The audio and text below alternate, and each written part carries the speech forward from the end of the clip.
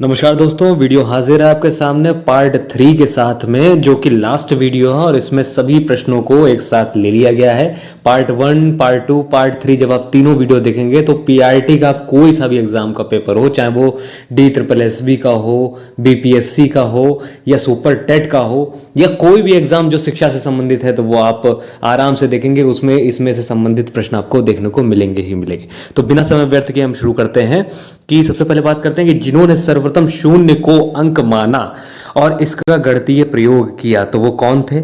हम सभी लोग जानते हैं कि वो कौन थे, ब्रह्मगुप्त। ऑप्शन नंबर सी हो जाएगा, ब्रह्मगुप्त। आर्यभट्ट ने तो शून्य का आविष्कार किया था, ठीक है, इसका गणितीय प्रयोग करने वाले ब्रह्मगुप्त थे। तो ध्यान रखिएगा, ऑप्शन गलत ना होना चाहिए। मौर्य साम्राज्य का अंतिम शासक कौन था, तो मौर्य साम्राज्य का अंतिम शासक था बृहद्रथ। बृहद्रथ थे मौर्य साम्राज्य के अंतिम शासक। कौन थे? बृहद्रथ। हिंदी के अतिरिक्त जो भाषा देवनागरी लिपि में लिखी जाती है, दूसरी कौन सी है वो भाषा? हिंदी तो देवनागरी लिपि में लिखी जाती है, लेकिन इसके अतिरिक्त कौन सी दूसरी भाषा है, तो वो है मराठी। मराठी भी हमारी कौन सी है? देवनागरी लिपि में लिखी जाती है। स्वामी राम तीर्थ के जीवन में दीपावली के पर्व पर जो प्रमुख घटनाएं घटी वो कौन सी थी? देखिए, प्रमुख घटनाओं की बात कर दी है तो आप समझ लीजिए कौन कौन सी होंगी। जन्म हुआ था उनका, संन्यास ग्रहण किया और जल समाधि ली, यानी कि ऑप्शन नंबर डी हो जाएगा। तीनों कौन कौन से? तीनों हो जाएंगे। कौन कौन से? जन्म लिया, संन्यास ग्रहण किया और जल समाधि ली। नंबर 83 की अगर हम बात करते हैं कि हजरत मूसा जिस धर्म के प्रवर्तक थे तो वो कौन सा धर्म था? हजरत मूसा की बात हो रही है यहाँ पे, हजरत मूसा की। तो किस धर्म के प्रवर्तक थे? यहूदी के। यहूदी धर्म के प्रवर्तक हजरत मूसा थे। फूलों की घाटी कहाँ पे है? फूलों की घाटी स्थित है, कहाँ पे स्थित है? तो फूलों की घाटी हमारी उत्तराखंड में स्थित है, उत्तराखंड में स्थित है। और पृथ्वी के सबसे बड़े भूखंड का नाम, पृथ्वी के सबसे बड़े भूखंड का क्या नाम है? तो ऑप्शन नंबर यूरेशिया। यूरेशिया भूखंड है पृथ्वी का सबसे बड़ा भूखंड। अच्छा, कन्फ्यूशियस प्रमुख धर्म है, कन्फ्यूशियस प्रमुख धर्म है तो कौन सा है? 86 का ऑप्शन नंबर कितना हो जाएगा? तो ऑप्शन नंबर डी हो जाएगा, चीन का। नाम से ही लग रहा है, कंफ्यूजन वाला ही काम ही ये सब करते हैं चाइनीज। कन्फ्यूशियस प्रमुख धर्म है किसका है? तो चीन का, चाइना का। आदि शंकराचार्य द्वारा उत्तर दिशा में स्थापित मठ है, तो आदि शंकराचार्य द्वारा उत्तर दिशा में स्थापित कौन सा मठ है? ज्योतिर्मठ। कौन सा है? ज्योतिर्मठ है, ज्योतिर्मठ। ठीक है दोस्तों, अपना समय सिर्फ पढ़ाई में ध्यान एकाग्र करके लगाइए। वीडियो को ध्यान से देखिए ताकि आपको दोबारा देखने की आवश्यकता ना पड़े, इधर उधर ध्यान भटकने की आवश्यकता आपको बिल्कुल भी नहीं है। ठीक है, तो कोशिश करें कि ध्यान इसी में रहे आपका। 88 का ऑप्शन नंबर अब बात करते हैं कि 88 भारतीय राष्ट्रीय ध्वज में हरा रंग प्रतीक किसका है? तो हरा रंग सभी लोग जानते हैं, नॉर्मल क्वेश्चन है कि हरियाली का प्रतीक है हरा रंग। इसके बाद बात करते हैं भारतीय राज्य चिन्ह अशोक स्तंभ पर अंकित है। भारतीय राज्य चिन्ह अशोक स्तंभ पर स्थित है, तो कौन सा? ऑप्शन नंबर डी, सत्यमेव जयते। कौन सा है? सत्यमेव जयते अंकित है। अच्छा, विनायक नरहरि भावे मूल नाम था किसका? विनायक नरहरि भावे मूल नाम था किसका था? तो विनोबा भावे का। विनोबा भावे का मूल नाम था विनायक नरहरि भावे। अच्छा, जिस भारतीय वैज्ञानिक को वैज्ञानिक शोध के अतिरिक्त कला और संगीत में विशेष रुचि थी वो कौन थे? जिनको किसके? कला और संगीत में भी विशेष रुचि थी। कौन से ऐसे वैज्ञानिक थे? तो एक ही थे हमारे। कौन से थे? ऑप्शन नंबर यहाँ पे सी हो जाएगा, डॉक्टर होमी जहांगीर भाभा। डॉक्टर होमी जहांगीर भाभा को कला और संगीत में भी रुचि थी। ठीक है, डॉक्टर भीमराव अंबेडकर किस विधा के विद्वान थे? तो 92 का ऑप्शन नंबर यहाँ पे हो जाएगा, यानी कि किस विधा के विद्वान थे? क्योंकि उन्होंने संविधान के बारे में लिखा है, तो सभी लोग जानते हैं अर्थशास्त्र व न्यायशास्त्र कानून के इस विधान में विद्वान थे। अच्छा, सत्य के साथ मेरा प्रयोग मोस्ट इंपॉर्टेंट और सभी लोग जानते हैं इसका आंसर, कई बार एग्जाम में पूछा जा चुका है, पेट में भी आया था ये तो, कि 93 का ऑप्शन नंबर कितना हो जाएगा? तो 93 का ऑप्शन नंबर बी, सत्य के साथ मेरे प्रयोग। अच्छा, फादर ऑफ इंडिया अनरेस्ट के नाम से जाने जाते हैं, तो कौन जाने जाते हैं फादर ऑफ इंडिया अनरेस्ट के नाम से? ऑप्शन नंबर यहाँ पे हो जाएगा बाल Gangadhar Tilak, option number A. इसके बाद हम बात करते हैं 95 की चित्त शुद्धि का आधार है। चित्त शुद्धि, चित्त शुद्धि, चित्त शुद्धि, चित्त शुद्धि का आधार कौन सा है? तो 95 का ऑप्शन नंबर क्या हो जाएगा? डी, संस्कार। ऑप्शन नंबर डी, संस्कार है। अच्छा, आत्मबल संपन्न व्यक्ति होता है, जो आत्मबल संपन्न व्यक्ति होता है, जिसका आत्मबल संपन्न होता है वो कौन होता है? तो ऑप्शन नंबर देखो, ओजस्वी होगा, तेजस्वी होगा और वर्चस्वी भी होगा। उसका वर्चस्व भी होगा, तेजस्वी होगा और ओजस्वी भी होगा, जो आत्म संपन्न व्यक्ति होता है। ठीक। अच्छा, पुष्कर तीर्थ स्थित है, पुष्कर तीर्थ कहाँ पर स्थित है? तो 97 का ऑप्शन नंबर यहाँ पे डी हो जाएगा, अजमेर में। अजमेर में पुष्कर तीर्थ स्थित है और राजस्थान में ही एक ऐसा इकलौता मंदिर है जो ब्रह्मा जी का है, जहाँ पे पूजा होती है। ठीक है। स्वामी विवेकानंद की इंग्लैंड में जन्मी शिष्या थी, कौन थी? सभी लोग जानते हैं कौन थी। 98 का ऑप्शन नंबर यहाँ पे हो जाएगा स्वामी विवेकानंद की इंग्लैंड में जन्मी शिष्या थी, ऑप्शन नंबर डी। कौन कौन थी? सेरी बुल भी थी, मैकलियार्ड भी थी और एलिजाबेथ नोबेल भी थी, एलिजाबेथ नोबेल भी थी। तो तंबाकू में जो हानिकारक पदार्थ पाया जाता है वो कौन सा है? क्या कोलतार पाया जाता है, आर्सेनिक पाया जाता है, या निकोटिन पाया जाता है? तो सभी लोग जानते हैं कौन कौन से पाए जाते हैं कि कोलतार भी होता है, आर्सेनिक भी होता है, निकोटिन भी होता है। 99 का ऑप्शन नंबर यहाँ पर डी हो जाएगा। बहुत से लोग सिर्फ निकोटिन लगा देंगे, लेकिन ऐसा नहीं है। ठीक है, तीनों पाए जाते हैं। किसी भी राष्ट्र की महानता का आधार क्या होता है? कोई भी राष्ट्र को अगर महानता प्राप्त करनी है तो उसका आधार क्या होगा? आधारशिला उसकी होगी, सबसे पहली बात है कि वो संस्कृति से जुड़ा हुआ होगा। किससे होगा? अपनी संस्कृति से जुड़ा हुआ होगा। जैसे कि जापान हो गया, जापान कितना भी आगे बढ़ चुका है लेकिन अपनी संस्कृति को उसने नहीं छोड़ा है। ठीक है। अच्छा, इसके बाद हम बात करते हैं कि राष्ट्रीय नदी है राष्ट्रीय नदी है कौन सी? राष्ट्रीय नदी हम सभी लोग जानते हैं, राष्ट्रीय नदी कौन सी है? 101 का ऑप्शन नंबर डी हो जाएगा, यानी कि गंगा। गंगा हमारी राष्ट्रीय नदी घोषित की गई है। मनुष्य पर जो ऋण माने जाते हैं वो कौन से ऋण हैं? तो ऑप्शन नंबर यहाँ पे हो जाएगा, मनुष्य पर जो ऋण माने जाते हैं वो कौन कौन से हैं? पितृ ऋण, देव ऋण और ऋषि ऋण। 3 ऋण माने जाते हैं मनुष्य पर, तो तीनों ऑप्शन नंबर यहाँ पे डी हो जाएगा। जो गांधी जी की मानस पुत्री कही जाती थी, गांधी जी की मानस पुत्री कही जाती थी, वो कौन थी? तो वो थी हमारी मैडलिन स्लेड, यानी कि मीराबेन, जो उनके साथ में रहती थी।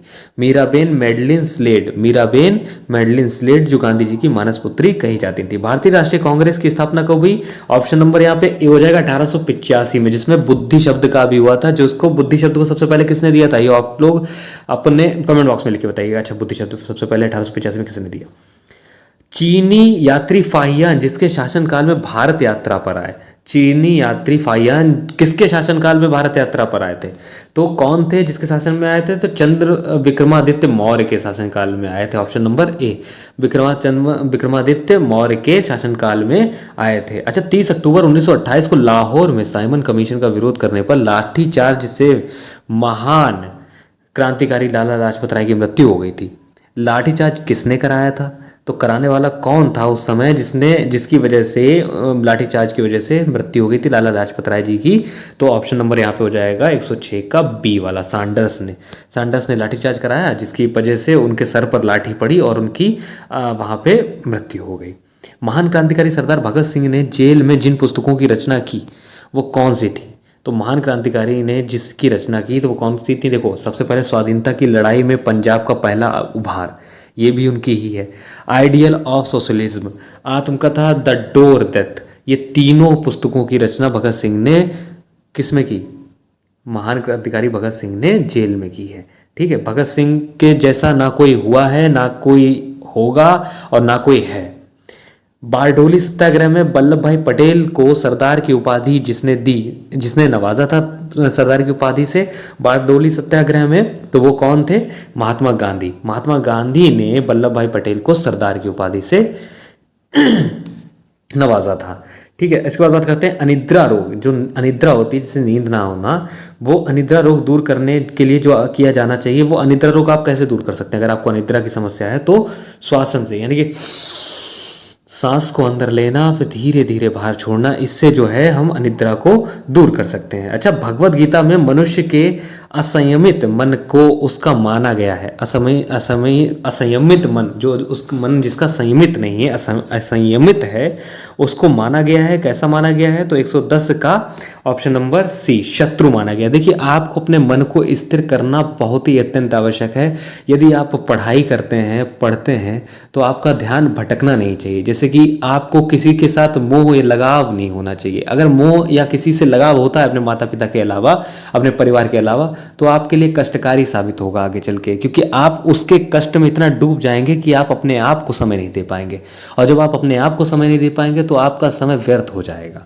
तो इसीलिए आपका सबसे बड़ा शत्रु असंयमित मन है। ठीक। राजा राम मोहन राय ने नारी कल्याण हेतु जिन प्रार्थनाओं के उन्मूलन हेतु सतत प्रयास किए वो कौन से थे? तो वो कौन से थे? ऑप्शन नंबर यहाँ पे डी हो जाएगा, बाल विवाह, पर्दा प्रथा और सती प्रथा। राजा राम मोहन राय के द्वारा ये सतत प्रयास किए गए थे। अच्छा, जावा में धार्मिक इमारतें कहलाती हैं, तो जावा में धार्मिक इमारतें हमारी क्या कहलाती हैं? चंदी कहलाती हैं, चंदी कहलाती हैं। क्या कहलाती हैं? चंदी। पूर्वी द्वीप में 7वीं शताब्दी में के आरंभ में जिस प्रतिभाशाली भारतीय राजवंश का उद्भव हुआ था वो कौन थे? तो ऑप्शन नंबर यहाँ पे शैलेंद्र थे। वो कौन थे? शैलेंद्र। कौन थे? शैलेंद्र। अच्छा, इंटरनेशनल जियोग्राफी के लेखक H.L. मिल ने सप्राण सिद्ध किया कि जावा निवासी रक्त की दृष्टि से वंशज हैं। तो कौन से?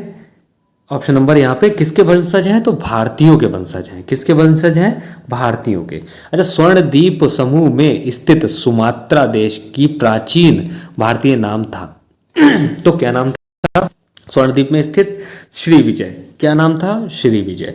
जहाँ का राजवंश अपने को राम का वंशज मानता है और रामाधिपति की उपाधि से संबोधित किया जाता है, तो वो कौन सा है? तो ऑप्शन नंबर यहाँ पे थाईलैंड को बोला जाता है, जो अपने आप को राम का वंशज मानते हैं और रामाधिपति के उपाधि से संबोधित करते हैं। भगवान बुद्ध के जीवन से संबंधित स्थल है, तो भगवान बुद्ध के जीवन से संबंधित कौन सा स्थल है? यहाँ पे तीनों स्थल हैं संबंधित। लुम्बिनी नेपाल में, बोधगया जो कि बिहार में, सारनाथ जो कि कुशीनगर में है। स्वतंत्रता प्राप्ति के समय जिन देशी राज्यों ने भारतीय संघ के साथ एकीकरण नहीं किया था। अच्छा, स्वतंत्रता प्राप्ति के समय किसने नहीं एकीकरण किया था? तो कौन नहीं एकीकरण करने वाले थे? देखो, हैदराबाद ने नहीं किया था, हैदराबाद के निजाम वगैरह ने नहीं किया था, जूनागढ़ भी नहीं था और माड़ावदर भी नहीं था। कौन सा? मांगरोल का माड़ावदर भी नहीं था। ये तीनों, ऑप्शन नंबर यहाँ पे डी हो जाएगा। ठीक है। उड़ीसा में जगन्नाथपुरी को अन्य किस नाम से जाना जाता है? तो उड़ीसा में जगन्नाथपुरी को किस नाम से जाना जाता है? श्री क्षेत्र नाम से जाना जाता है, पुरुक्षेत्र नाम से जाना जाता है और संघ क्षेत्र नाम से, तीनों नाम से जानते हैं। पुरुषोत्तम क्षेत्र, शंख क्षेत्र और श्री क्षेत्र। ABC यानी कि ऑप्शन डी। ये क्वेश्चन पहले भी हम करवा चुके हैं ऊपर, इससे पहले भी आपको। गांधी जी ने 80 आश्रम वासियों के साथ दांडी कूच किया था, तो कब किया था 80 कूच यात्रियों के साथ दांडी? तो किया था हमारा 12 मार्च 1930 को, यानी कि 12 मार्च 1930 को क्या गया था? दांडी कूच किया था। रामचरितमानस का सबसे छोटा खंड कौन सा है? रामचरितमानस का सबसे छोटा खंड है, ऑप्शन नंबर यहाँ पे हो जाएगा सी, अरण्यक कांड। कौन सा है? अरण्यक। रामचरितमानस के कौन है? तो तुलसीदास जी रामचरितमानस के। ठीक है, रामायण के नहीं, और तुलसीदास जी ने अवधी भाषा में लिखी। ये भी चीज़ आप लोगों को ध्यान रखने वाली है। अब क्वेश्चन नंबर नेक्स्ट की तरफ 122 की तरफ बढ़ते हैं। भारतीय संस्कृति में जिस नदी को विष्णुपति कहा गया है, तो वो कौन सी नदी है हमारी? वो है हमारी गंगा। विष्णुपति नदी कहा गया है। अच्छा, इसके बाद हम बात करते हैं कि ऋषिपतन जिस प्राचीन बौद्ध तीर्थ का नाम था, ऋषिपतन जिस प्राचीन बौद्ध तीर्थ का नाम था वो कौन सा था? तो सारनाथ का। किसका था? ऑप्शन नंबर बी, सारनाथ का। किसका? सारनाथ का। मौर्य साम्राज्य के संस्थापक चंद्रगुप्त मौर्य के साम्राज्य की जानकारी का स्रोत है। साम्राज्य की जानकारी का स्रोत क्या है? तो ऑप्शन नंबर यहाँ पे क्या हो जाएगा? डी हो जाएगा। ए और बी दोनों, यानी कि इंडिका भी और कौटिल्य का अर्थशास्त्र भी। इसमें जो है मौर्य साम्राज्य के संस्थापक चंद्रगुप्त के साम्राज्य की जानकारी का स्रोत दिया गया है, इसमें से जानकारी आपको प्राप्त होती है।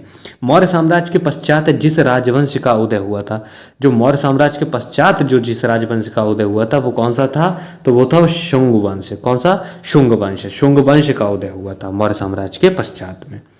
भगवान बुद्ध की जीवनी जिनके द्वारा लिखी गई, तो वो किनके द्वारा लिखी गई थी भगवान बुद्ध की जीवनी? तो यहाँ पे अश्व घोष के द्वारा, अश्व घोष के द्वारा भगवान बुद्ध की जीवनी लिखी गई। प्राचीन भारत के गणितज्ञ थे, तो प्राचीन भारत के गणितज्ञ कौन थे हमारे? 127 का ऑप्शन नंबर यहाँ पे डी हो जाएगा। कौन कौन से थे? आर्यभट्ट, ब्रह्मपुत्र, भास्कर और भास्कर द्वितीय। आर्यभट्ट, ब्रह्मपुत्र, भास्कर और भास्कर द्वितीय, ये प्राचीन भारत के गणितज्ञों में से सर्वश्रेष्ठ गणितज्ञ थे। अच्छा, 128 की अगर हम बात करते हैं कि वैशाली के कुंड में ग्राम 599 ईसा पूर्व जिन जैन तीर्थंकर का जन्म हुआ था, तो वो कौन था? तो 128 का यहाँ पे महावीर स्वामी जी का 599 ईसा पूर्व जन्म हुआ था। 129 की बात करते हैं कि वह पांडव जिन्हें गुड़ाकेश के भी कहते हैं, वह पांडव जिसे गुड़ाकेश भी कहते हैं, तो वो कौन है? अर्जुन। अर्जुन को गुड़ाकेश भी कहते हैं, अर्जुन को क्या बोलते हैं? गुड़ाकेश भी बोलते हैं। इसके बाद देवताओं के वास्तुशिल्पी का नाम था, देवताओं के वास्तुशिल्पी का नाम क्या था? तो विश्वकर्मा। देवताओं के वास्तुशिल्पी का, तभी तो विश्वकर्मा जयंती मनाई जाती है, वास्तुशिल्प तो उनमें फिर मशीनों की पूजा की जाती है। 131 का अगर हम बात करते हैं, महाभारत युद्ध के समय मोहग्रस्त अर्जुन, जिनको देखिए सबसे बड़ी बात देखिए, मोहग्रस्त अर्जुन को श्री कृष्ण द्वारा दिए गए, अर्जुन भी मोह में बंध कर कोई भी कार्य आगे करने को नहीं बढ़ रहे थे, तब श्री कृष्ण द्वारा उनसे कहा गया था। तो कौन सा उपदेश दिया गया था, किस ग्रंथ का?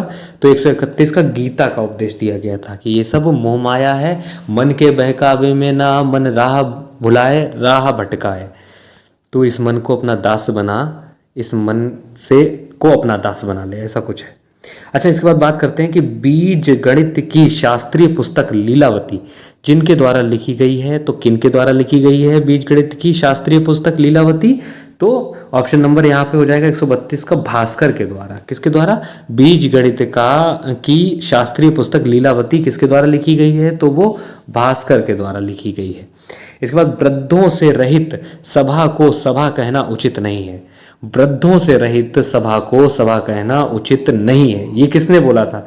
तो ये बोले वाले कौन थे? विदुर। विदुर ने बोला था कि वृद्धों से रहित सभा को सभा कहना उचित नहीं है, जिसमें वृद्ध नहीं है वो एक सभा नहीं है। और ये बोलने वाले कौन थे? विदुर थे। लामा लोग भगवान बुद्ध को जिस नाम से पुकारते हैं, जो लामा होते हैं, लामा लोग भगवान बुद्ध को किस नाम से पुकारते हैं? तो शनप नाम से पुकारते हैं, शनप नाम से। ऑप्शन नंबर ए हो जाएगा, यहाँ पे पुकारते हैं। अब इसके बाद बात करते हैं कि अतुल्यरम नामक योजना जिस क्षेत्र हेतु है, तो वो क्षेत्र कौन सा है? तो ऑप्शन नंबर यहाँ पे हो जाएगा राज्य साक्षरता मिशन, राज्य साक्षरता मिशन क्षेत्र है। तो दोस्तों इसमें हमने आपसे लगभग 135 प्रश्नों के बारे में बात की है, जो अत्यंत महत्वपूर्ण प्रश्न है, जो आप अपने एग्जाम अगर आप देते रहते हैं कंटिन्यू कंपटीशन के, तो आपको पता लग गया होगा इनका लेवल क्या है। तो आप लोग वीडियो को रिपीट करके ध्यान से मन को एकाग्र करके देखिएगा, ध्यान को भटकने मत दीजिएगा, और निश्चित ही आपको इसमें से आपको प्रश्न देखने को मिलेंगे। आपका समय शुभ हो, तब तक के लिए धन्यवाद। मिलते हैं अगली वीडियो में।